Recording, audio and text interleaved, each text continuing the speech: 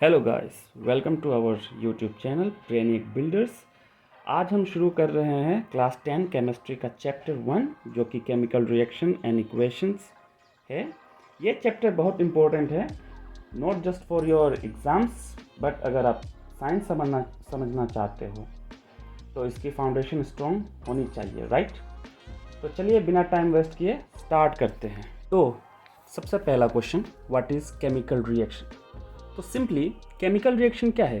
Chemical reaction एक ऐसा process है जिसमें दो या उससे ज़्यादा सब्सटेंस, जिससे हम रिएक्टेंट्स भी कहते हैं, आपस में केमिकली कंबाइन करते हैं, मतलब मिल जाते हैं और नए सब्सटेंस, जिससे हम प्रोडक्ट्स भी कहते हैं, उस प्रोडक्ट को बनाते हैं।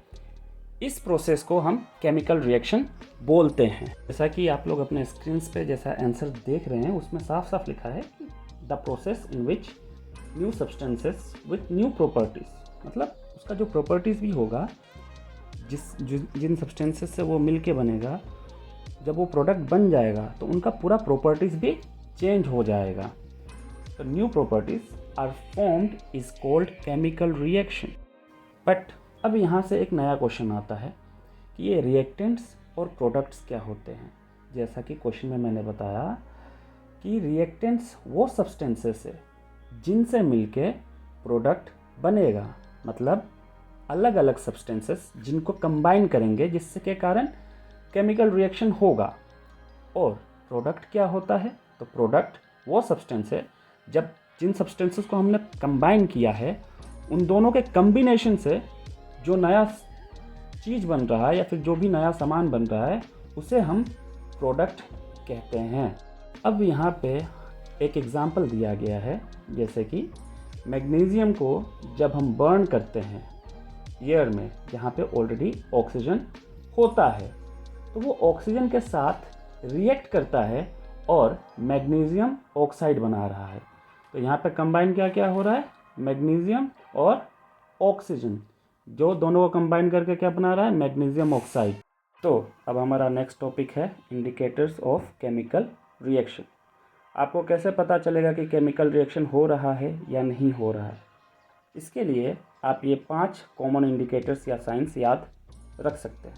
पहला, चेंज इन कलर। जैसे आयरन रस्ट होने पे ब्राउन कलर का हो जाता है, मतलब उसका जो लेयर है वो अपना ओरिजिनल कलर चेंज करके क्या कर लेता है, ब्राउन कलर में चेंज हो जाता है, जिसे हम केमिकल रिएक्शन कह सकते हैं। दूसरा, चेंज इन टेम्परेचर। जैसे कि जब भी केमिकल रिएक्शन होगा तो मतलब हमेशा नहीं, कभी कभी उसमें से या तो हीट रिलीज़ होगा या तो हीट डिक्रीज़ होगा या फिर कम होगा, मतलब या ज़्यादा होगा। Third, evolution of gas. जब हम लाइमस्टोन को हीट करते हैं तो उसमें से क्या रिलीज़ होता है, कार्बन डाइऑक्साइड गैस रिलीज़ होता है। तो जब भी किसी रिएक्शन में जहाँ पे गैस रिलीज़ हो रहा हो या फिर इवॉल्व हो रहा हो, उस समय क्या होता है कि केमिकल रिएक्शन हो रहा है, ये पता चलता है। पॉइंट नंबर 4, जब किसी सब्सटेंस को मिलाने पर कोई सॉलिड डिपॉजिट हो जाए तभी भी केमिकल रिएक्शन हो रहा है। Point number 5, change in state. Solid, liquid या गैस में चेंज हो जाना। अगर कोई सब्सटेंस ऐसा इंडिकेट कर रहा है इन 5 में से, तो इसका मतलब है कि केमिकल रिएक्शन हो रहा है। तो जैसा कि मैंने इंडिकेटर्स में आप लोगों को बताया था कि जब भी केमिकल रिएक्शन होगा तो उसमें से एक इंडिकेटर था कि चेंज इन टेम्परेचर, या तो टेम्परेचर इंक्रीज़ होगा या तो टेम्परेचर डिक्रीज़ होगा, मतलब टेम्परेचर अब्जॉर्ब करेगा। तो जब भी कोई केमिकल रिएक्शन होता है और उससे जब हीट रिलीज़ होता है, मीन्स जब हीट रिलीज़ होगा तो आसपास के टेम्परेचर जो है वो इंक्रीज़ होगा, उस रिएक्शन को हम एक्सोथर्मिक रिएक्शन कहते हैं। लेकिन जब भी कोई केमिकल रिएक्शन होगा और वो क्या करेगा कि हीट को अब्जॉर्ब करेगा, मीन्स टेम्परेचर को डिक्रीज़ करेगा, तो उसे हम एंडोथर्मिक रिएक्शन कहते हैं। तो जैसा कि हमने केमिकल इक्वेशंस को देखा कि कुछ फॉर्मूलास में लिखे गए थे, तो उन्हें केमिकल इक्वेशन कहते हैं। तो अब नेक्स्ट टॉपिक हमारा है केमिकल इक्वेशन क्या होता है। जब कोई केमिकल रिएक्शन होती है उस प्रोसेस को लिखने का एक शॉर्ट और साइंटिफिक तरीका होता है, उसे हम केमिकल इक्वेशन बोलते हैं। और जब भी कोई केमिकल रिएक्शन होती है, कभी कभी वो रिएक्शन नॉर्मल कंडीशन पे नहीं होती, उसे होने के लिए कुछ स्पेशल कंडीशंस चाहिए होती हैं, जैसे हाई टेम्परेचर, हाई प्रेशर या कोई कैटलिस्ट जो रिएक्शन को फास्ट करता है पर खुद चेंज नहीं होता। ये स्पेशल कंडीशन हमेशा एरो के ऊपर लिखी जाती है। तो चलिए अब सीखते हैं कि कैसे केमिकल रिएक्शंस को हम लोग इक्वेशंस में रिप्रेजेंट करेंगे। तो इसका दो तरीका है, एक है वर्ड इक्वेशन जिसमें कि हम लोग केमिकल्स का सीधा नाम लिखेंगे और रिएक्ट कर रहा है उसका प्लस साइन लगा के एरो साइन, मतलब क्या प्रोडक्ट बन रहा है सीधा नाम लिख देंगे।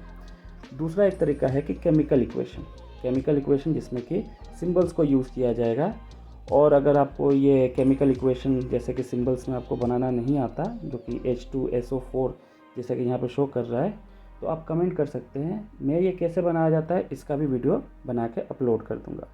याद रखिएगा, हमेशा जो रिएक्टेंट है वो लेफ्ट हैंड साइड में होगा और जो भी हम लोग का प्रोडक्ट होगा वो राइट हैंड साइड में होगा। सो आई होप कि जो way of representing chemical reaction है दो ही है, वर्ड इक्वेशन और केमिकल इक्वेशन। आप लोग देख के भी और जो मैंने बोला उसको सुन के भी आप समझ गए होंगे। अब हमारा नेक्स्ट टॉपिक है balancing chemical equation. Chemical reaction हमेशा बैलेंस्ड होने चाहिए according to law of conservation of mass. तो law of conservation of mass states that mass can neither be created nor be destroyed in chemical reaction। इसका मतलब ये है कि जो मास है वो ना ही क्रिएट हो सकता है ना ही डिस्ट्रॉय हो सकता है रिएक्टेंट्स या फिर प्रोडक्ट्स के साइड में। इसका मतलब ये है कि जितना मास रिएक्टेंट साइड में है उतना ही मास प्रोडक्ट साइड में होना चाहिए। तो जैसा कि मैंने बोला कि हमें इक्वेशंस को बैलेंस करना पड़ेगा, तब यहाँ से एक क्वेश्चन आता है कि ये बैलेंस्ड रिएक्शन क्या होता है और अनबैलेंस्ड रिएक्शन क्या होता है। तो बैलेंस्ड रिएक्शन में ये होता है कि जो एटम्स का जो नंबर है वो इक्वल होना चाहिए रिएक्टेंट के साइड भी एज वेल एज प्रोडक्ट के साइड भी, मतलब दोनों साइड जो एटम्स का जो नंबर है वो इक्वल होना चाहिए। जैसा कि आप एग्जांपल में देख सकते हैं कि H2 मतलब 2 हाइड्रोजन के एटम से और Cl2 मतलब 2 क्लोरीन के एटम से, और जब वो रिएक्ट करके प्रोडक्ट बना रहा है तो वहाँ पे भी आप देख सकते हैं कि 2HCl मतलब 2 हाइड्रोजन के एटम उधर भी हैं और क्लोरीन के भी 2 एटम प्रोडक्ट में भी हैं। तो ये हमारा हो गया बैलेंस्ड रिएक्शन। और अनबैलेंस्ड रिएक्शन क्या है, जैसे कि the number of atoms of each element is not same on both side of the equation. मतलब जो एटम्स होगा, जो नंबर ऑफ एटम्स होगा वो इक्वल नहीं होगा दोनों साइड, ना ही रिएक्टेंट और ना ही प्रोडक्ट के साइड, मतलब दोनों इक्वल नहीं होगा, वो दोनों डिफरेंट होगा एक दूसरे से। जैसे कि एग्जांपल में आप देख सकते हैं 2 एटम्स हाइड्रोजन का है रिएक्टेंट साइड में और 2 एटम क्लोरीन का है, लेकिन वहीं पे राइट हैंड साइड में जो प्रोडक्ट है वहाँ पे आप देख रहे हैं कि वहाँ पे बस एक ही एटम है, हाइड्रोजन का भी और क्लोरीन का भी। सो ये एक अनबैलेंस्ड केमिकल रिएक्शन है जिसको बैलेंस्ड करना पड़ेगा। तो जैसा कि हमें पता है कि अब बैलेंस करना पड़ेगा, तो बैलेंस करने के लिए कुछ स्टेप्स फॉलो करेंगे जो कि हिट एंड ट्रायल मेथड है। तो सबसे पहला स्टेप क्या है कि हमें जो केमिकल इक्वेशंस जो हमने केमिकल इक्वेशन बनाया है उसके आसपास बॉक्सेस बना लेंगे बिना उसमें कुछ चेंजेस किए, बस उसको सेपरेट कर देंगे। जो हम लोग का केमिकल्स है उसे हम बस सेपरेट कर देंगे बॉक्स बना के। तो स्टेप टू में क्या लिखा गया है, count the number of atoms of each element on both side of chemical equation. मतलब अब जब रिएक्टेंट के साइड में जो हम लोग का नंबर ऑफ एटम्स कितना है, प्रोडक्ट्स के साइड में हम लोग का नंबर ऑफ एटम्स कितना है, वो काउंट करेंगे। तो जैसा कि हमारा जो Fe जो है, जो हमारा फॉर्मूला जो है, उसमें अगर हम देखें रिएक्टेंट के साइड में, तो रिएक्टेंट के साइड में सबसे पहला जो है Fe का 1 है एटम, वहीं पे प्रोडक्ट के साइड में कितना है 3 एटम्स है। वहीं पे अगर हम लोग H का देखें तो H अपने जगह में एक में बराबर है 2 है, और अगर हम लोग O का देखें तो वहाँ पे रिएक्टेंट के साइड में 1 है एज वेल एज प्रोडक्ट के साइड में 4 है। तो हमें बस इन्हीं को बैलेंस करना है। तो अब हमारा नेक्स्ट पॉइंट है पॉइंट नंबर 3। इसमें क्या लिखा है, equalize the number of atoms of element which has maximum number by putting an before any formula, try to equalize all atoms of elements on reactant and product side by adding coefficient in front of them. इसका मतलब ये है कि अब हमें देखना है कि कहाँ पे ज़्यादा है और कहाँ पे कम है। जैसा कि हमारा जो Fe में रिएक्टेंट साइड 1 है, वहीं पे प्रोडक्ट साइड में कितना है, 3 है, तो हम 3 यहाँ पे ऐड करेंगे Fe साइड में। लेकिन ये नहीं कि जैसा आप लोग देख रहे हैं कि नीचे ऐड नहीं करेंगे, उसको ऊपर साइड में, जैसे कि कोफिशिएंट जो आपने मैथ्स में पढ़ा होगा, कोफिशिएंट के तौर पे हम लोग ऐड करेंगे दोनों साइड, जहाँ पे जितना कम होगा वहाँ पे उतना ऐड करेंगे। जैसे कि रिएक्टेंट साइड Fe1 था, तो रिएक्टेंट साइड अब हम Fe को 3 कर देंगे। वहीं पे हम लोग का H तो बराबर था, लेकिन H के साथ क्या है, O, तो रिएक्टेंट साइड O1 है और प्रोडक्ट साइड O4 है। तो यहाँ पे हम लोग ये H2O के आगे 4 लगा देंगे ताकि वो बैलेंस हो सके। क्या बैलेंस हो सके, ऑक्सीजन। ठीक है, अब ऑक्सीजन को जब हमने बैलेंस कर दिया तो यहाँ पे तब हाइड्रोजन का भी एटॉम 4 हो चुका है, 4, और उसका 2 ऑलरेडी था, तो अब यहाँ पे 6 हो चुका है। तो इसीलिए हम लोग लास्ट में जो हम लोग का H2 था प्रोडक्ट साइड, वहाँ पे भी हम लोग 4 लगाएंगे ताकि वो बैलेंस हो सके। तो यही था हमारा पॉइंट नंबर 3। पॉइंट नंबर 4 में क्या है, now all atoms of the elements are equal on both side. तो ऐसा कर देंगे तो क्या होगा, हमारा जो एटम्स होगा जो दोनों साइड रिएक्टेंट और प्रोडक्ट साइड में इक्वल हो जाएगा, जैसा कि आप लोग पॉइंट नंबर 4 के फॉर्मूले में देख पा रहे हैं। अब हमारा नेक्स्ट स्टेप है स्टेप 5। इसमें लिखा है कि right the physical states of iron and products, iron बोल रहा हूँ, रिएक्टेंट्स एंड प्रोडक्ट्स। तो यहाँ पे क्या है कि जो स्टेट है, सॉलिड लिक्विड गैस जो भी स्टेट है वो लिखना पड़ेगा हमें। जैसे कि Fe 3Fe, तो 3Fe क्या है, आयरन, जिसमें कि 3 आयरन का मॉलिक्यूल्स है, तो वो हमारा सॉलिड स्टेट होता है। आयरन तो सॉलिड होता है तो इसलिए S लिखा गया है। फिर क्या है, H2O तो वाटर होता है, लेकिन यहाँ पे क्या है, टोटल 6 एटम्स ऑफ हाइड्रोजन हो गए हैं और ऑक्सीजन का सिर्फ एक ही एटम है, तो वो हमारा गैस फॉर्म होता है, तो इसलिए G लिखा है हमने। और यहाँ पे क्या है कि आयरन जब ऑक्सीजन के साथ मिल रहा है, जब जहाँ पे ऑक्सीजन के 4 एटम्स है, तो वो सॉलिड का सॉलिड ही रहेगा। और यहाँ पे हाइड्रोजन जिसके 6 एटम्स है, तो हाइड्रोजन तो एक गैस है, तो इसलिए वो गैस फॉर्म में है। तो आई होप ये समझ में आ गया होगा आपको। स्टेप 6 में क्या है कि right the necessary conditions of temperature, pressure और catalyst on the arrow above. So जो भी हम लोग का कंडीशन में ये केमिकल रिएक्शन हो रहा है, जैसे कि टेम्परेचर की वजह से, प्रेशर की वजह से और कोई भी कैटलिस्ट की वजह से, तो वो हमें एरो के ऊपर लिखना पड़ेगा। और मैं आपको इस रिएक्शन के बारे में बता दूं तो ये एक रेडॉक्स रिएक्शन है, जिसे डिस्प्लेसमेंट रिएक्शन भी कहा जाता है, जिसमें आयरन जो कि Fe है वो वाटर के साथ, जो कि H2O था जिसे हमने बाद में 4H2O बना दिया, तो वाटर के साथ रिएक्ट करता है। अगर हमें इसे अच्छे से और ठीक से समझे तो जब आयरन Fe को स्टीम या गर्म पानी H2O के साथ, जो कि गैस फॉर्म में होता है, के साथ रिएक्ट कराया जाता है, तो आयरन ऑक्साइड जो कि Fe3O4 बनाता है और हाइड्रोजन गैस रिलीज होता है, इसलिए लास्ट में लिखा गया था +H2।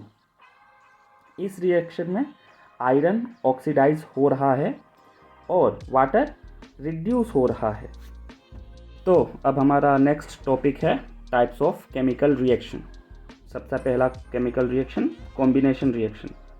तो कॉम्बिनेशन रिएक्शन क्या है, जब 2 या 2 से ज़्यादा सब्सटेंस, जो कि एलिमेंट या कंपाउंड कह सकते हैं, जिनको मिलकर एक ही नया प्रोडक्ट बनाते हैं, तो उसे कॉम्बिनेशन रिएक्शन कहते हैं।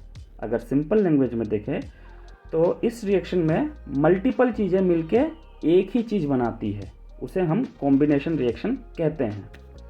डिकम्पोजिशन रिएक्शन क्या है? पॉइंट नंबर 2, जब एक सिंगल कंपाउंड टूटकर दो या उससे ज़्यादा सिमिलर सब्सटेंसेस बनाता है तो उसे डिकम्पोजिशन रिएक्शन कहते हैं। सिंपल वर्ड्स में कहा जाए तो एक बड़ा कंपाउंड टूटकर छोटी छोटी चीज़ें बन जाता है या फिर बन जाते हैं, छोटी छोटी चीज़ों में बट जाते हैं, उसे हम डिकम्पोजिशन रिएक्शन कहते हैं। Point number 3, displacement reaction. जब एक मोर रिएक्टिव एलिमेंट किसी लेस रिएक्टिव एलिमेंट को कंपाउंड से हटा देता है तो उसे डिस्प्लेसमेंट रिएक्शन कहते हैं।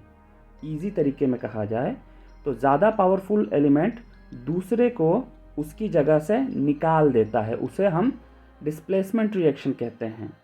Point number 4, double displacement. जब दो कंपाउंड्स अपने आयन्स को आपस में एक्सचेंज करते हैं तो उसे डबल डिस्प्लेसमेंट रिएक्शन कहते हैं। सिंपल तरीके से देखा जाए तो दो कंपाउंड्स अपने पार्ट्स को आपस में बदल लेते हैं, उन्हें हम डबल डिस्प्लेसमेंट रिएक्शन कहते हैं। सेम। अब पॉइंट नंबर 5, रेडॉक्स रिएक्शन क्या होता है?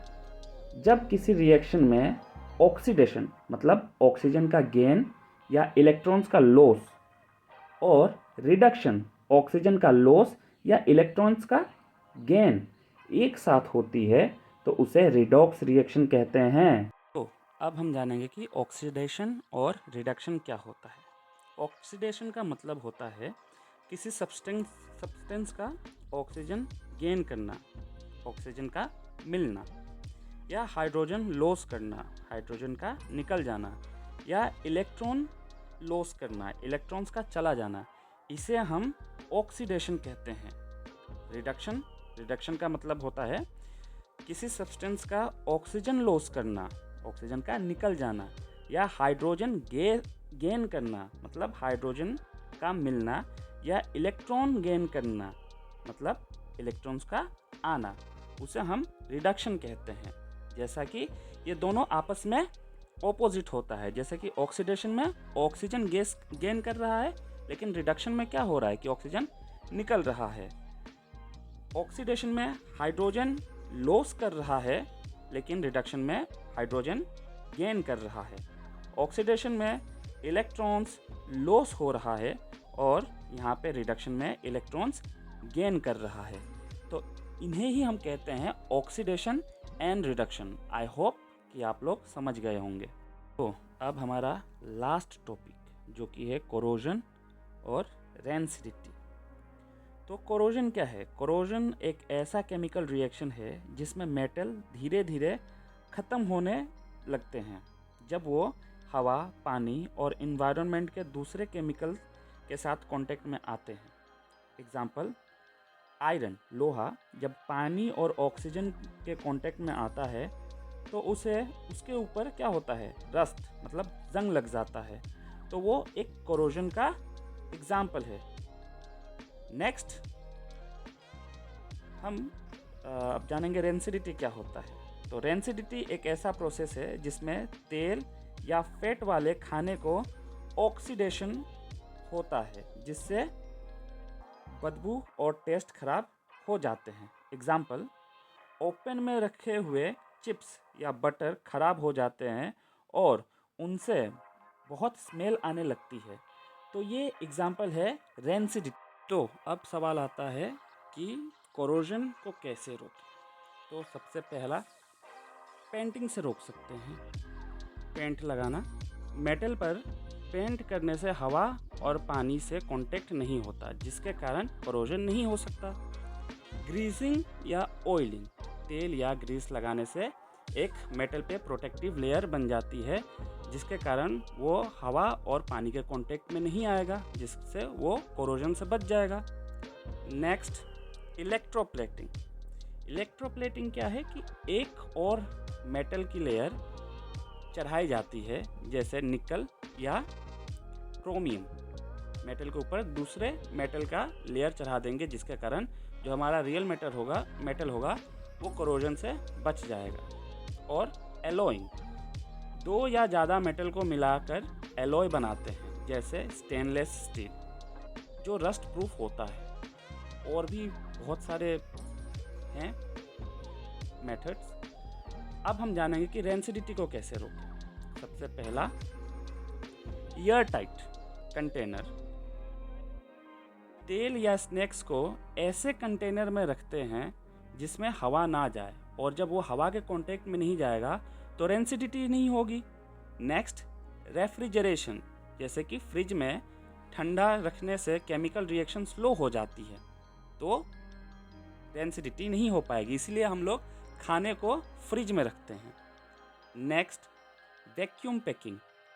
पैकिंग में हवा निकाल देते हैं, जैसे चिप्स पैकेट्स में अब आप बोलेंगे कि उसमें तो हवा है, लेकिन वहाँ पे ऑक्सीजन नहीं है, वहाँ पे दूसरे गैसेस है, जिसके कारण रेंसिडिटी नहीं हो सकती।